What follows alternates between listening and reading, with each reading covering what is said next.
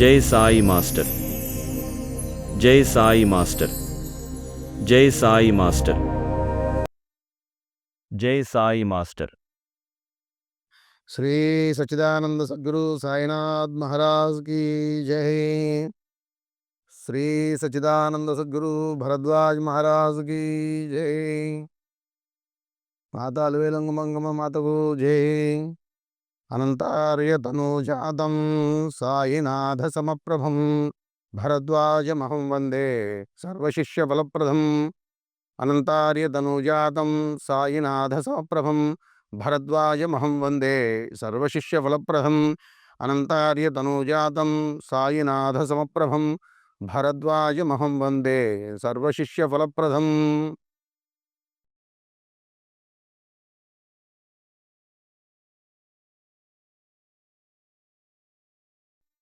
నా యొక్క పూర్తి పేరు మధుకుమల్లి చంద్ర సుబ్బారావు.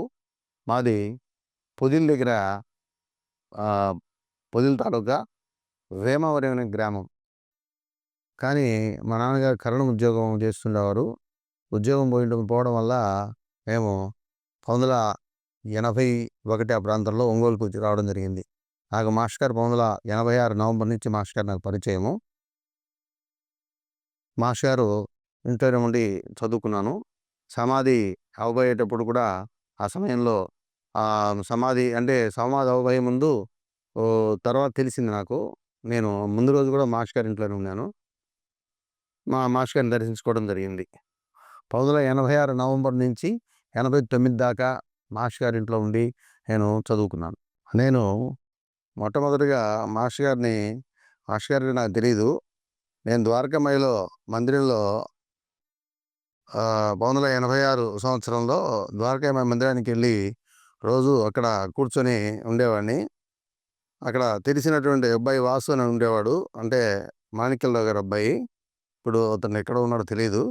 అతను ప్రోద్బలంతో కొంచెం రోజు తీర్థం ఇస్తుండేవాడిని. ఎవరో సుబ్బలక్ష్మి గారు నన్ను నా వివరాలు అడిగితే నేను చదువుకునేటువంటి స్టూడెంట్ని అని చెప్పి చెప్పిన తర్వాత మా నాన్నగారి గురించి అడిగి నన్ను ఆర్థికంగా ఇబ్బందులు ఉన్నానని చదువుకుంటున్నానని చెప్పి తెలుసుకుని ఆమె నన్ను మాస్టర్ గారిని కలిస్తే మాస్టర్ గారు చదువుకోవడానికి ఆర్థికంగా ఉండేటువంటి చదువుకునే ఇబ్బందులు పడే వాళ్ళకి మాస్టర్ గారు చదువుకోవడానికి సహాయం చేస్తారని చెప్పి నన్ను మాస్టర్ గారిని కలగొన్నారు. బాబా గురించి చెప్తారని. నేను మాస్టర్ గారి దగ్గరికి ఆ రోజే వెళ్ళడం జరిగింది. మాస్టర్ గారు నన్ను ఎంతో ప్రేమగా వాళ్ళ ఇంట్లో పిల్లవాడిని దగ్గర తీసుకొని నన్ను మా నాన్నగారి గురించి అడిగి నన్ను నా వివరాలు అడిగారు. నేను చెప్పిన తర్వాత సరే అని చెప్పి మాస్టర్ గారు సరే అని చెప్పి మన రోజు మాస్టర్ గారి ఇంటికి వెళ్తుండేవాడిని. నేను మాస్టర్ గారి ఇంట్లోనే ఉండి నాకు మాస్టర్ గారు భోజన ప్రసాదము గురువుగారు అనుగ్రహించారు. మాస్టర్ గారి ఇంట్లో నుండి చదువుకున్నాను నేను ఇంటర్ నుంచి డిగ్రీ వరకు. ఇంటర్మీడియట్లో నాకు ఎకనామిక్స్ లో ప్రిన్సిపల్స్ అర్థం కాకపోతే మాస్టర్ గారు నాకు వివరించి చెప్పారు. అలాగనే ఇంగ్లీష్లో మన వివేకానంద రైటర్ రాసినటువంటి సీక్రెట్ ఆఫ్ వర్క్ లెసన్ అర్థం కాకపోయినా కానీ మాస్టర్ గారు వివరించి చెప్పారు. మాస్టర్ గారి దయ వల్ల నేను ఇంటర్ నుంచి డిగ్రీ వరకు మాస్టర్ గారి ఇంట్లో చదువుకున్నాను. ఒకరోజు మాస్టర్ గారు నా చేతికి పురుగు కుట్టింది. పురుగు కుడితే చెయ్యి ఇంతలాగా వాచిపోయింది. మాస్టర్ గారు ఏదో పండు ప్రసాదం ఇస్తూ చెయ్యి చూసి చెయ్యి ఇంతలా వాచిందని చెప్పి హోమియో పౌడర్ వేసుకొని చెయ్యి అంతా బాగా కాసేపు రుద్దారు. కాసేపటికి చెయ్యి తగ్గిపోయింది మాస్టర్ గారు అనుగ్రహం వల్ల. ఒకరోజు ఒకసారి మాస్టర్ గారి దగ్గర ఆశీర్వాదం తీసుకొని కాలేజీకి వెళ్తున్నాను. సరే ఫ్రీడమ్ ఫైట్కి పశుపత్రికి ఆర్టికల్స్ రాస్తారా అని అడిగారు. సరే మాస్టర్ గారు రాస్తానని చెప్పి మాస్టర్ గారితో చెప్పాను. తర్వాత ఆ రోజు సాయంత్రం పశుపత్రిక ఆర్టికల్స్ రాసి పెట్టాను. అలానే తర్వాత రకంగా మాస్టర్ గారి దగ్గర ఉండి అప్పుడప్పుడు పశుపత్రిక ఆర్టికల్స్ ఈ తాజుద్దీన్ బాబాకి మాస్టర్ గారు నా చేత స్క్రిప్ట్ రాయించారు, మ్యాన్ స్క్రిప్ట్. జై సాయి మాస్టర్.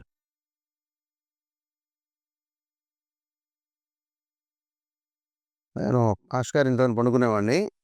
మాస్టర్ గారు నా చేత మాస్టర్ గారితో కలిసి కాకడ హారతికి లేపేవారు మాస్టర్ గారు. నేను కాకడ హారతి మాస్టర్ గారితో కలిసి కాకడ హారతి పాడేవాడిని. మా ఫాదర్ ఒకరోజు మాస్టర్ గారి దగ్గరకొచ్చి, మా వాడికి ఏదన్నా ఆహ్, చిన్న గవర్నమెంట్ ఉద్యోగం ఏదైనా చిన్న మీ దగ్గర చదువుకున్న వాళ్ళందరూ పెద్ద పెద్ద స్థితుల్లో ఉన్నారు. కాబట్టి ఏదైనా చిన్న ఉద్యోగం అయినా సరే మేము గవర్నమెంట్ ఉద్యోగం సహాయం చేయండి మాస్టర్ గారు అని చెప్పి అడిగారు మా నాన్న మాస్టర్ గారి దగ్గరకొచ్చి. అడిగితే మాస్టర్ గారు నేనెవరికీ అలా చేయలేదండి. చేస్తే బాబాయే చేయాలా? మీ వాడి సంగతి బాబా చూసుకుంటారన్నారు. తర్వాత అయోధ్య గారు గూడా ఒకసారి మాస్టర్ గారు ఏదో రాసుకుంటూ ఉన్నారు. అయోధ్య గారు అయోధ్య గారికేందంటే ఆయన చేతి హస్తరేఖలు చూసేటువంటి అలవాటుందనమాట. నేను అప్పుడు నాకు 10, 18 ఏళ్ళు అట్టుంటాయి.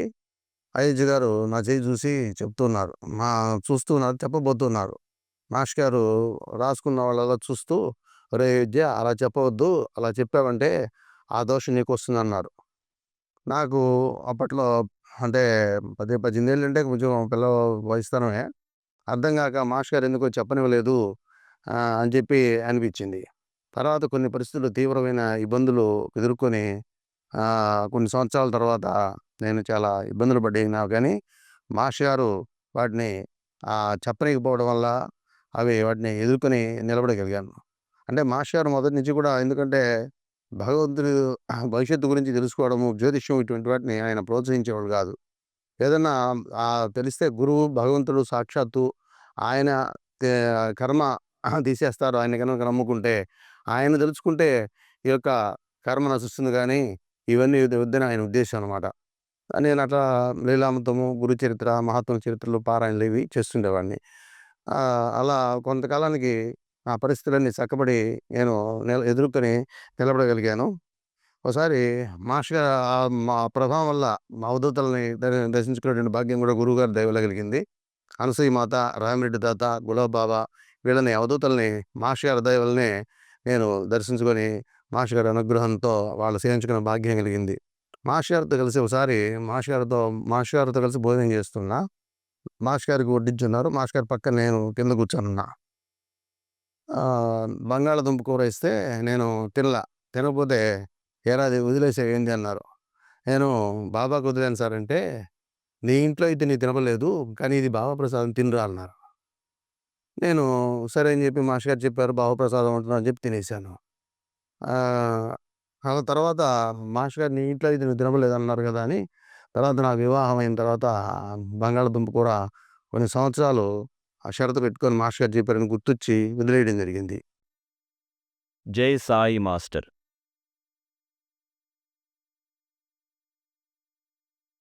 మాస్టర్ గారు సమాధి చెందే ముందు రోజు అక్కలకోట పాదుకలొచ్చాయి. అక్కలకోట పాదుకలతో పాటు నేను గూడా మాస్టర్ గారి ఇంటి నుంచి మందిరానికి ఏనుగు చెట్టు దాకా పాదుకలతో పాటు ట్యూబ్ లైట్లు పట్టుకొని పాదుకలతో పాటు వెళ్ళడం జరిగింది. మాస్టర్ గారిని ఆ రోజు గూడా దర్శించుకున్నాను ముందు రోజు గూడా. ఉదయం మాత్రం అంటే ఆ రోజు మాత్రం మా నాన్నగారు ఎందుకనో నన్ను ఇంటికి రమ్మనమని అంటుంటే నేను ఇంటికెళ్ళడం జరిగింది. ఉదయం తెలిసి 7:30 ఆ టైంలో నేను మాస్టర్ గారి దగ్గరికి చేరి మాస్టర్ గారి సమాధిని మాస్టర్ గారి శరీరాన్ని దర్శించుకున్నాను. మాస్టర్ గారి యొక్క భౌతిక గాయాన్ని. అంటే మీరు మాస్టర్ గారు సమాధి చెందిన తర్వాత ఆ! దర్శించుకున్నారు. హ్మ్. మాస్టర్ గారు శరీరం వదిలేసిన తర్వాత ఆహ్, మాస్టర్ గారిని తీసుకొచ్చి మందిరంలో మాస్టర్ గారితో పాటు నేను ఉన్నాను. ఆ రోజు ఉదయం 7:30కి సమాధి అయిన తర్వాత అందరం దర్శనం చేసుకున్నాము. అనంతకృష్ణ గారు మన మందిరం దగ్గర ఆయనకి మాస్టర్ గారి సమాధికి పంచామృతాలతో స్నానం చేయించారు. బాగా గర్తం తీశారు. తీసి మాస్టర్ గారిని అందులో సమాధిని దించారు. ఉప్పు, కర్పూరము మాస్టర్ గారికి పూజ చేశారు. సమాధి పూజ అంతా కూడా చేశారు. ఉప్పు, కర్పూరం అంతా కూడా లోపల వేయడం జరిగింది. నేను కూడా మాస్టర్ గారిని నా యొక్క ఇదిగుంది నేను ఉప్పు, కర్పూరం కూడా మాస్టర్ గారికి వేసుకోవడం జరిగింది. ఆ క అదంతా కూడా పంచామృతాలతో మాస్టర్ గారికి అభిషేకం చేశారు అనంతకృష్ణ గారు. అదంతా కూడా దృశ్యం అంతా కూడా చూచి తిలకించే భాగ్యం కలిగింది. ఇది యొక్క మాస్టర్ గారి దగ్గరుండి ఆ మాస్టర్ గారిని లాస్ట్ చివరి వరకు అంతిమయాత్ర కూడా పాల్గొనడం జరిగింది. జరిగి యొక్క మాస్టర్ గారిని సమాధి చేసేటప్పుడు ఆ సమయంలో కూడా అక్కడ నేనుండి మాస్టర్ గారిని కడచూపు దర్శించుకున్నాను. ఏప్రిల్ 12, 1989 మాస్టర్ గారు తమ భౌతిక దేహం విడిచారు. ఆ రోజంతా భక్తుల సౌకర్యార్థము మాస్టర్ గారిని అందరూ కూడా ఆ ఇంట్లోనే ఉంచారు మాస్టర్ గారి యొక్క భౌతిక శరీరాన్ని. అందరూ కూడా దర్శించుకున్నారు. ఉదయాన్నే అందరూ కూడా ఆ రోజు ఏప్రిల్ 12 బాగా విస్తృతంగా ఆకాశవాణి వార్తల్లో టీవీలకిచ్చి అంతా కూడా తెలపడం జరిగింది అందరికి కూడా. అందరూ వచ్చి ఎక్కడెక్కడ వాళ్ళందరూ కూడా వచ్చి భక్తులందరూ వచ్చి కూడా మాస్టర్ గారిని దర్శించుకున్నారు. మాస్టర్ గారికి నివాళులు అర్పించారు. 13 ఉదయం మాస్టర్ గారిని యొక్క భౌతిక గాయాన్ని అంతిమయాత్రగా ఒంగోలు పురవీధుల్లో ఊరేగించి 13 సాయంత్రం సూర్యాస్తమయం లోపు బాబా మందిర ప్రాంగణంలో అనంతకృష్ణ గారి చేతుల మీదుగా మాస్టర్ గారి యొక్క పంచామృతాలతో అభిషేకం చేయించి గత్తంతోటి ఉప్పు కర్పూరం వేసి మాస్టర్ గారి యొక్క శరీరానికి పూజ విధానం అంతా నిర్వర్తించి సమాధి చేయడం జరిగింది. అందరూ కూడా మాస్టర్ గారిని యొక్క మాస్టర్ గారు శరీరంతో లేరని చెప్పి అందరూ కూడా బాధపడి మాస్టర్ గారిని దర్శించుకునే భాగ్యం కలిగింది. నాకు కూడా ఆ కార్యక్రమంలో ఉండి మాస్టర్ గారిని చివరిగా సేవించుకునేటువంటి భాగ్యం కలిగింది. ఇదంతా కూడా మాస్టర్ గారు నాకు కల్పించినటువంటి అనుగ్రహమే. జై సాయి మాస్టర్.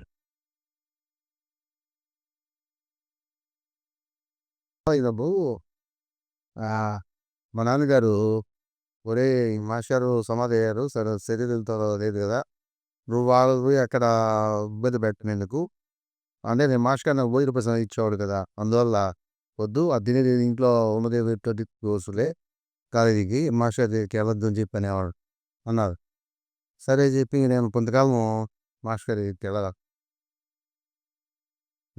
ఎందుకునో తెలియకపోవడం వల్ల అప్పటికి మాస్టర్ గారు సత్సంగం చేయించడము, సమాధి అంటే ద్వారకమయ్యలో సత్సంగం చేస్తున్నట్టు ఈ స్వప్నం రాదు అప్పటికి. సమాధిలో కొత్త అనమాట. సమాధి అయిన ఉంటాయి కదా 15 రోజుల కార్యక్రమాలు, నెల రోజుల కార్యక్రమాలు, అప్పుడు పోలేదన్నమాట. ఆ పోకపోయిన తర్వాత స్వప్నం రావడం, స్వప్నం వచ్చిన తర్వాత మళ్ళీ మాస్టర్ గారి సమాధి తెచ్చుకోవడం, అమ్మగారి పోవడం జరిగింది. స్వప్నం వచ్చి మొట్టమొదటి వచ్చినది ఏంటంటే మాస్టర్ గారి సమాధి ఎప్పుడున్నాను, సమాధి జరిగే అంతిమయాత్రలో పాల్గొనడము, సమాధి సభ్యులను చూడటము, మా చేతి దగ్గర ఉప్పు కర్పూరం వేయడము, తీసుకోవడం అంతా జరిగింది. తర్వాత నాన్నగారు ఉడికాయించడం అట్లా మన ఇంట్లో ఉండేది తీసుకుంటూ పోలేదు, కాలేజీకి పోతే పోకుండా అమ్మగారి నిప్పుకోలేదు. మాస్టర్ గారి సమాధి దగ్గర కూడా మా నాన్నగారు చెప్పిన సమాధి దగ్గర కూడా పప్పులు ఆపేసారు. తర్వాత ఆ రోజు ఒక 2-3 రోజులు తాగిన తర్వాత నాకు మనసులో ఏమనిపించిందంటే, అదే మాస్టర్ గారి దగ్గర మనం సమాధి దగ్గర కూడా పోవట్లేదు, నాన్నగారు ఏమో వద్దంటున్నారు. ఆయన భావన ఏంది, మనసులో చెప్తున్నది ఆయన భావన, ఉద్యోగం అడిగితే ఆయన అన్నారే బాగా చేస్తారన్నారే అని ఆయన ఆ మనసులో ఫీలింగ్ అమ్మా. దాంతో ఆయన ఎక్కువగా ఎదురేసి స్వామి రాముని కృష్ణుడిని నమ్ముతాడు. మాస్టర్ గారి మహాప్రభు మొదట్లో అంత నమ్మకం లేదు. ఆయన మొదట్లో పెద్దవాళ్ళు కదా, అందువల్ల సరే పెద్దవాళ్ళు చూస్తున్నారు ఉద్దేశంతో వెళ్ళకపోవడం జరిగింది. నాకు స్వప్న దర్శనం ఏంటంటే, నేను ఒక పెద్ద బూత్లో ఉన్నా, అమ్మగారు మాస్టర్ గారు పైన ఉన్నారు. బూత్లో దాక్కొని ఉంటే నన్ను లేచి రాదా మా అజ్జి మాస్టర్ పిలుస్తున్నారు. మాస్టర్ గారు నేను లోపల నుంచే మాస్టర్ గారు నేను తప్పు చేశాను, నన్ను క్షమించండి అని చెప్పి అంటున్నా. సరేరా లేచి రారా అంటున్నాడు. నేను తప్పు చేశాను మాస్టర్ గారు, మీకు క్షమించాలని వస్తాను అంటున్నాను. సరే నమ్మట్లేదు కదా అన్నే మాస్టర్ గారు ఉందా. లేచి వచ్చి మాస్టర్ గారు ఒకే నమస్కారం చేసుకోవడం జరిగింది. ఇంకా ఆ మెలుగు వచ్చింది. ఆ రోజు నుంచి మళ్ళీ సమాధి దర్శించడం, అమ్మగారు మాస్టర్ గారి ఇంటికి పోవడం జరిగింది. అక్కడి నుంచి ఇంకా కంటిన్యూ అవుతుంది అన్నమాట.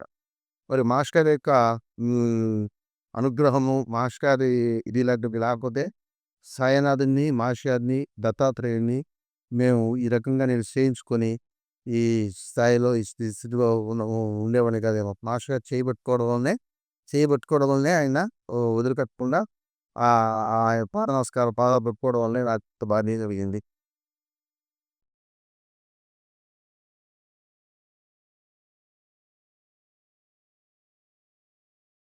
సమాధి అయిన తర్వాత ఒక లీలా స్వప్నము. అంటే మాస్టర్ గారు ఉన్నప్పుడు ఒంగోలు ద్వారకామాయిలో ఆయన సత్సంగాలు చేస్తుండేవారు. నేను కూడా సత్సంగాల్లో కూర్చుంటుండేవాడిని. మాస్టర్ గారు సమాధి అయిన తర్వాత కూడా అలాగనే మాస్టర్ గారు ద్వారకామాయిలో సత్సంగం చేస్తున్నట్టు నాకు వచ్చిన స్వప్నం. నేను వెళ్ళి కూర్చొని ఉన్నా. స్వప్నంలో ఆయన సత్సంగం జరుగుతుంది. సత్సంగంలో నన్ను ఆరోగ్యం చదువురా నువ్వు అంటున్నారు.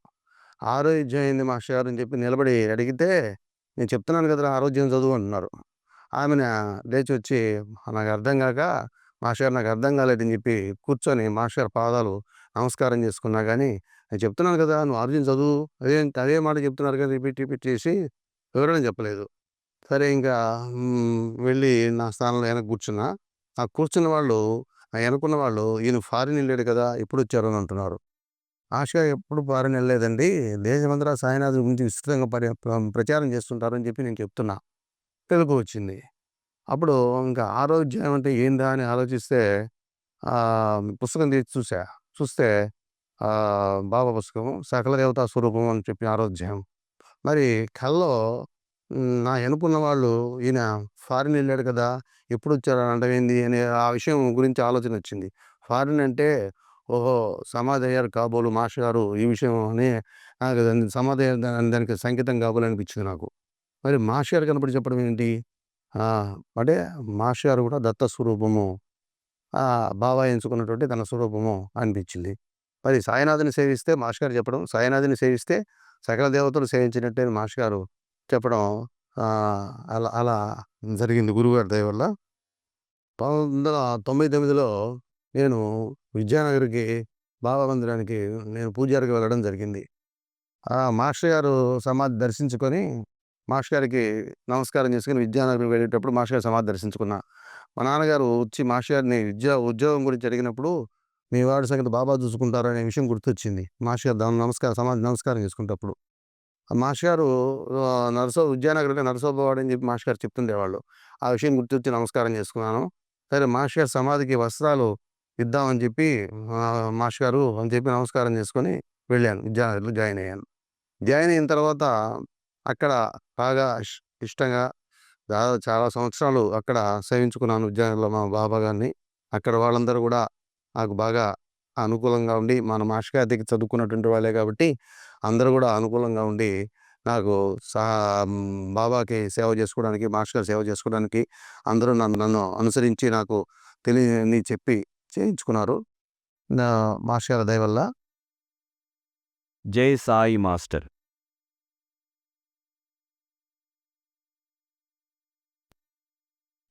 మాస్టర్ గారికి వస్త్రాలు ఇద్దామని అనుకొని వెళ్ళాను. వెళ్ళిన తర్వాత దైనందిన కార్యక్రమంలో బాబాని చూస్తూ, బాబాకి సేవ చేసుకుంటూ, మాస్టర్ గారికి సేవ చేసుకుంటూ, ఈ దైనందిన కార్యక్రమం వల్ల పూర్తిగా ఈ వస్త్రాల విషయం మర్చిపోవడం జరిగింది. ఇది కూడా ఈ లీలలో ఒక భాగమేమో. మాస్టర్ గారు మర్చిపోనిచ్చారు. అంటే తనను గుర్తుపెట్టుకోవడం కోసమేమో. ఒక 10 సంవత్సరాలు మర్చిపోయా పూర్తిగా. నేను మాస్టర్ గారి ఆరాధనకు ఒక 10 రోజులు ఉందనంగా మా చిన్నాయన ఒక స్వప్నం వచ్చింది నాకు. నేను స్వప్నంలో కూడా వస్త్రాలు కట్టుకుంటూ ఉన్నా. ఆ కట్టుకునే సమయంలో మా మా నాన్నగారి తమ్ముడు అంటే లాస్ట్ ఆయన నరసింహారావు అని ఉండేవారు. ఆయన మా ఇంటికొచ్చారు. వస్త్రాలు కట్టుకునే సమయంలోనే వచ్చారు. వచ్చి ఈ విద్యానగర్ గురించి, విద్యానగర్ బాబా మందిరం గురించి ఈ అడుగుతూ ఉన్నాను నాతోటి. నేను చెప్తూ ఉన్నాను. మందిరం ఈ ఈ సంవత్సరం ఇది కట్టారు, ఇన్ని సంవత్సరాలు కట్టారు. ఆహ్, మందిరం ప్రతిష్టప్పుడు కూడా పలాని అవధూతలొచ్చారు అని చెప్తూ ఉన్నా. మాస్టర్ గారి గురించి కూడా అందులో లోపల పునాదుల్లోకెళ్ళి పారాయణ చేశారు. ఇవన్నీ చెప్తున్నా కల్లో ఆయనతోటి, మా చిన్నాయనతోటి. సరే నాతో పాటు నేను నడుచుకుంటూ వెళుతున్నాను గుడిలోకి. ఆయన కూడా నడుచుకుంటూ నాతో పాటు వచ్చారు. అట్లా దర్శనం అయింది. మెలుకువ వచ్చింది. సరే మెలుకువ వచ్చిన తర్వాత మరి చిన్నాయన కనపడడం ఏంది? ఇట్లా గుడి గురించి చెప్పడం ఏంది? అని ఆలోచించి, ఓహో! చిన్నాయన రూపంలో మాస్టర్ గారే కనపడ్డారు. మనం గుడ్డలు వస్త్రాలు ఇద్దామని అనుకున్నాం గదా! ఇది మన శ్రద్ధకి గుర్తుగా మాస్టర్ గారు మనల్ని గుర్తు చేశారు అని అనుకోని ఇంకా ఆమెన ఒంగోలు వెళ్ళి వస్త్రాలకి రుసుము లెక్చర్ జయరాంకి అందజేయడం జరిగింది. మాస్టర్ గారి సమాధి దర్శించుకొని, బాబాని దర్శించుకొని. అలాగా 2000 మాస్టర్ గారు దైవం సాక్షాత్తు భగవంతుడు అనే దానికి నేను ఒక నిదర్శనం నమ్ముతాను. ఒక నిదర్శనం చెప్తున్నాను. 2012లో విద్యానగర్ మందిరము రీమోడల్ జరిగింది. అంటే రీమోడల్ జరిగింది. ఆ రీమోడల్ అప్పుడు డయాసు మీద మన షిడీము కొలతలతోటి 4 పిల్లర్స్ ఏసి డయాస్ కట్టారు కదా! దాని మీద గ్రానైటు స్టోన్సు పరిపించాలని చెప్పి ఆ రీమోడల్‌లో భాగంగా అనుకున్నారు. సరే అదొక్కటే మార్చారు. ఇంకేం మార్చలా. అంతా మాస్టర్ గారి పాదముద్రలతో ఉన్నటువంటి మందిరం అని చెప్పి అది మాత్రం తీయలేదు. సేమ్ యాజ్ ఇట్ ఈజ్‌గా అట్టే ఉంచారు. అదొక్కటే మార్చారు. మా ఆ ప్లేస్‌లో మాస్టర్ గారు సశరీరంతో ఉండేటప్పుడు అక్కడ డయాస్‌లో స్టార్టింగ్‌లో ఎంట్రన్స్‌లో ఆయన అక్కడుండి అరుగు దగ్గర కూర్చొని సత్సంగాలు చెప్తుండేవాడట.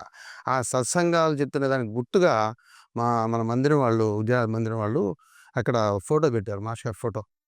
సరే రీమోడల్ జరుగుతున్నది. ఈ వర్కర్సు ఒకరోజు ఆ ఫోటోని తీసి ఆ గ్రానైట్ వేస్తూ ఆ ఫోటోని తీసి లేపి పక్కన పెట్టారు. మాస్టర్ గారి ఫోటోని. పెట్టినప్పుడు మాస్టర్ గారి ఫోటోకి ఉన్నటువంటి రుద్రాక్షమాల తెగి కింద పడింది. సరే నేనేం చేశానంటే తెగి కింద పడిందని చెప్పి తీసి బీరువాలో పెడతా అని చెప్పి తీసా.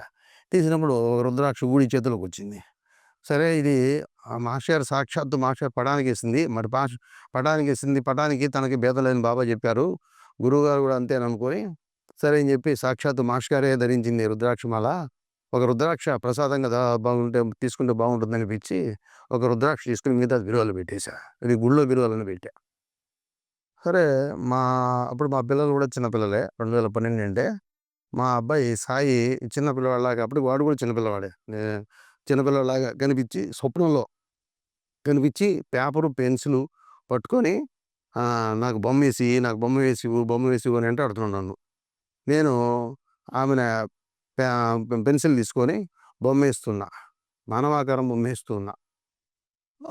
బొమ్మ వేస్తూ ఉన్నాను. కాసేపటికి పెన్సిల్ కనిపించలేదు, పేపర్ కనిపించలేదు, మా అబ్బాయి కనిపించలా. మా అబ్బాయి సాయి కనిపించలా. ఉన్నట్టుండి సాయినాథుల వారికి నేను బాబా గారు విగ్రహము, నేను ఆయనకి అలంకారం చేస్తూ ఉన్నా. గంధం పెడుతున్నాను. గంధం మీద సింధూరం తీసుకొని గంధం బొట్టు సింధూరం తీసుకొని అద్దుతున్నా. అట్ట దర్శనం అయింది. ఆమెన కాసేపు క్షణంలోనే అప్పుడే పక్కన గట్టు స్వామి కనిపించారు. గట్టు స్వామి కనిపించి బొట్టెట్టి పెట్టావు నా రుద్రాక్ష ఇది అంటున్నారు. ఆమెన నాకు రుద్రాక్ష ఏంది స్వామి అని అంటున్నా. అదే నా రుద్రాక్ష మాల అంటున్నారు. నేను ఇంకా ఆమెన సరే అని చెప్పి అప్పుడు అర్థమయ్యి దిగిపోయి లోపల రూమ్‌లోకి పోయి స్టోర్ రూమ్‌లోకి పోయి ఆ బీరువా నుంచి తెగిపడినటువంటి రుద్రాక్ష మాల తీసుకొచ్చి గట్టు స్వామి బాబా మీద వేయకుండా అప్పటికి బాబాకి విగ్రహం కనపడలా. రుద్రాక్ష మాల స్వామి చెప్పారు. పోయి తీసుకొని వచ్చేటప్పటికి గట్టు స్వామి కనపడుతున్నారు అరుగు మీద.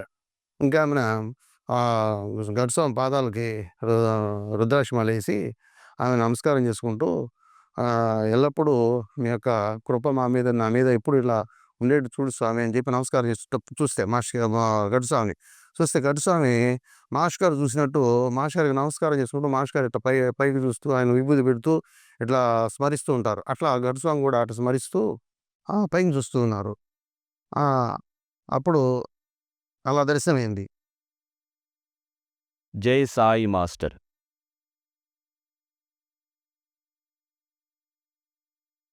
అలా దర్శనమైంది. అలా దర్శనమయ్యేటప్పటికి నాకు ఇంక ఒళ్ళు జలదరించి మెలుకువ వచ్చింది. మెలుకువ రాగానే మాస్టర్ గారిని సశరీరంతో చూచున్నాము. కానీ అందరూ నమస్కారం చేసుకున్నాం. మనం నమస్కారం చేసుకున్నాము. మాస్టర్ గారు సమాధి అయిన తర్వాత స్వప్నంలో దర్శించి చెప్పున్నారు. సరే బాగుంది. కానీ ఈ రకంగా కనపడి చెప్పడం నాకు భలే అమితమైన మాస్టర్ గారి మీద ప్రేమ, భక్తి పెరగడమే కాకుండా విపరీతమైన భయమేసింది. ఆ భయం కూడా అంటే ఏదో గద తీసుకొని కొడతాడో ఏదైనా ఏదైనా తీసుకొని కొట్టినట్టు అంత భయమేసింది. ఎందుకంటే రుద్రాక్ష అంటున్నాడు. నేను తీసి పెట్టుకుంటుని. కుట్టినంత భయమేసిందనమాట. చెంపకు చెల్లుమని కుట్టినట్టుగా. కానీ ఆయనంత ప్రేమ మాత్రం పెరిగింది. ఆమెన మెలుకువొచ్చింది. విపరీతమైన ప్రేమ, భక్తి, విపరీతమైన భయం ఏర్పడింది. ఆమెన నేను ఇక తీసి పెట్టుకున్న రుద్రాక్ష కూడా తీసి, ఒరేయ్! ఇది మాస్టర్ గారు మనకి ప్రసాదం అని మనం అనుకున్నాము. కానీ ఇది మాస్టర్ గారి పటానికి ఉన్నటువంటిది కదా! మనం తీసి పెట్టుకుంటే ఎట్లా? ఆయన కనిపించారు చాలు అదే మనకు ప్రసాదం అని అనిపించి, ఇంకా ఆమెన ఆ తెగిపడిన రుద్రాక్ష తోడు నేను తీసిపెట్టిన రుద్రాక్ష కూడా కలిపి వేసి పటానికి వేసి నమస్కారం చేసుకున్నా. అందువల్ల మాస్టర్ గారు అంటే ఈ యొక్క స్వప్నం యొక్క ఆంతర్యము మాస్టర్ గారు ఖచ్చితంగా భగవత్ స్వరూపం నాకు అప్పటి నుంచి ఇంకా విపరీతమైనటువంటి మాస్టర్ గారిని చూస్తే మాస్టర్ గారికి బాబాకు తేడా లేదు. సాక్షాత్తు దత్త స్వరూపం అని చెప్పి మాస్టర్ గారు బాబా స్వరూపం అని నాకు దృఢపడింది ఈ లీల వల్ల. 2019లో అనుకుంటా. 2019లో నాకు ఇంకొక స్వప్నం. ఇది కూడా గురువుగారిని బాగా దగ్గరికి చేసినటువంటి విషయమే. నేను మందిరంలో చేరినప్పుడు నాకు మందిరం ఇచ్చినటువంటి విధులేంటంటే, బాబాకి మంగళ స్నానం చేయడము, అభిషేకం చేయడము, పూజ చేయడము, సాయంత్రం మాస్టర్ గారికి పూజ చేయడం నాకిచ్చినటువంటి విధులనమాట.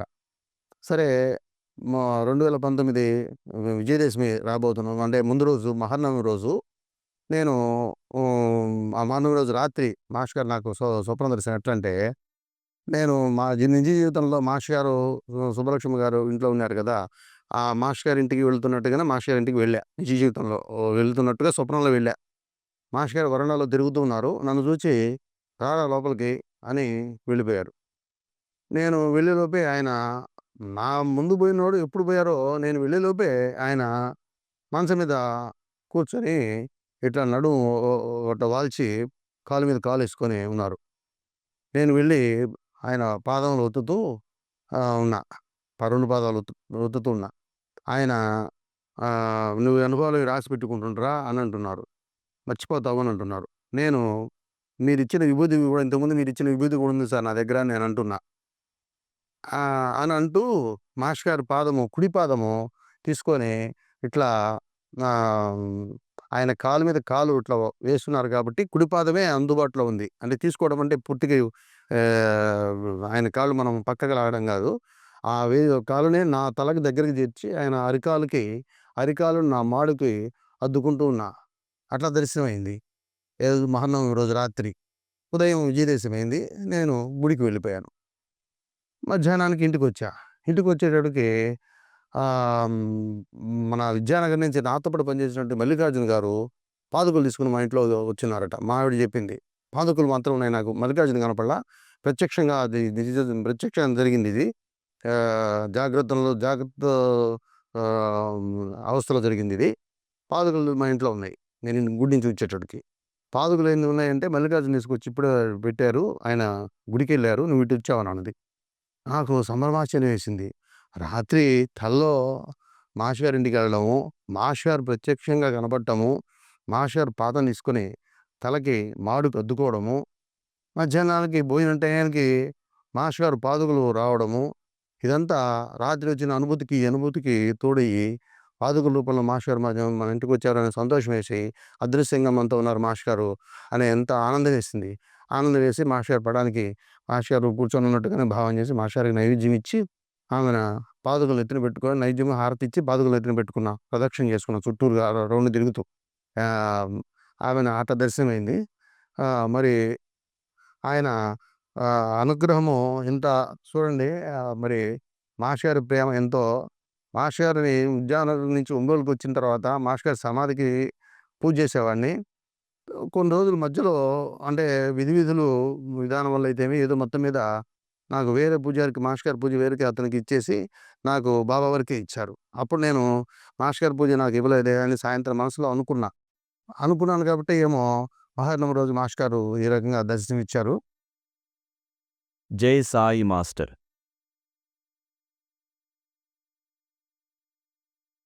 అలా పాదుకులు రూపంలో మాస్టర్ గారు మా ఇంటికి రావడము, మాస్టర్ గారిని మనం ప్రత్యక్షంగా మన ఇంటికి వచ్చారు పాదుకుల రూపంలో రాత్రి స్వప్నం రకంగా రావడము ఆనందం వేసింది.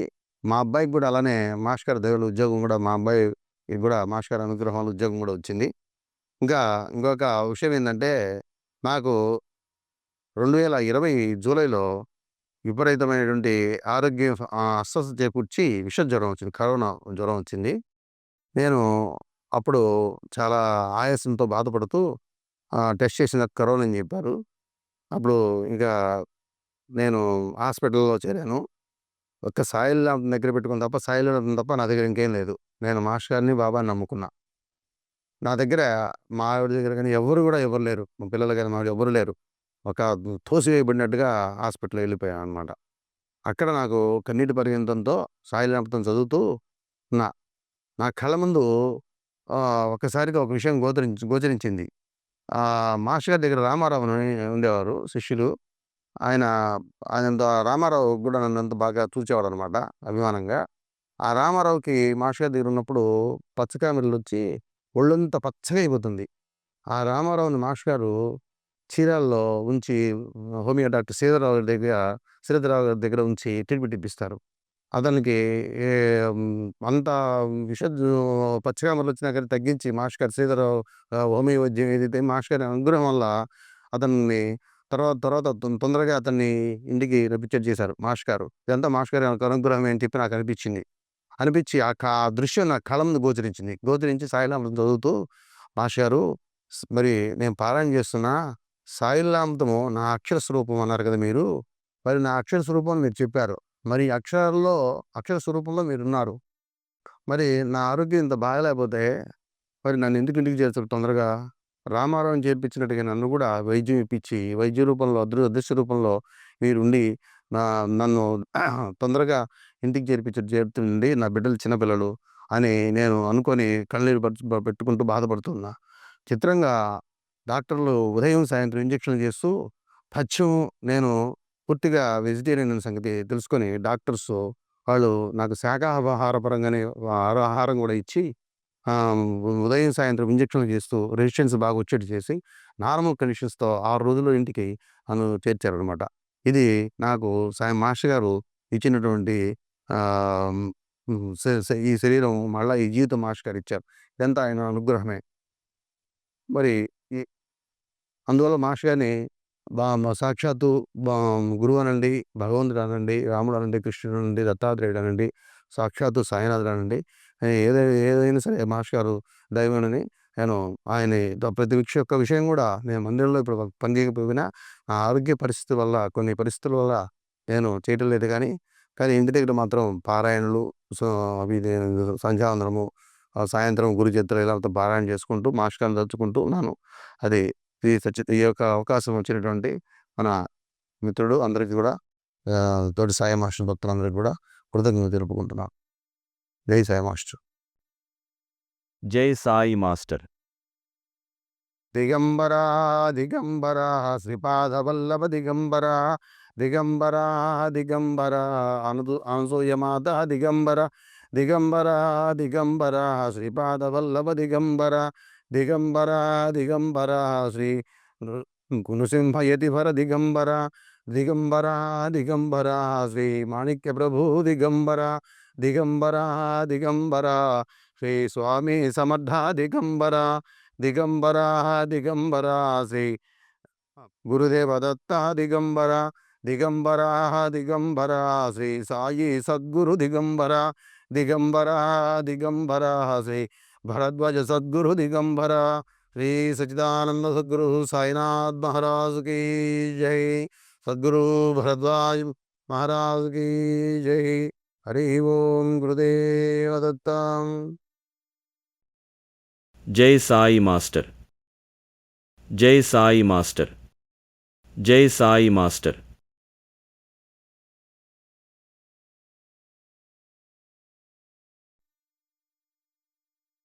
మీలో చాలామంది మా వీడియోస్ని సబ్స్క్రైబ్ చేయట్లేదు. సబ్స్క్రైబ్ చేయకుండా చూసేవాళ్ళు చాలా ఎక్కువ మంది ఉన్నారు. అందువల్ల వీడియోస్ చూసే ప్రతి ఒక్కరూ కూడా మా ఛానల్ని సబ్స్క్రైబ్ చేయండి.